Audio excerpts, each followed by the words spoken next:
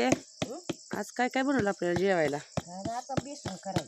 तर आज असं आम्ही खूप सारं कंटाळलेलो आहेत काकडी काढून, त्याच्यामुळं भाकरी चालू आहेत, थोड्या चपात्या करायच्या आहेत, पीठ मळून ठेवलंय.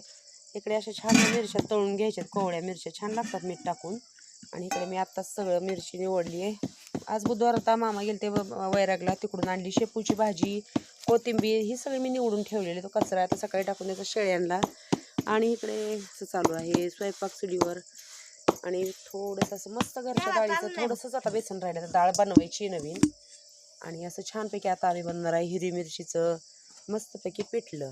आणि इकडे असे ससे भाऊ बसलेत, चपाती पुढं पण खायची नाही, काय करायचं. असं चालू आहे संध्याकाळ रात्रीच्या जेवणाचा बेत आमचा. तर आज आहे भाकरी, चपाती आणि पिठलं.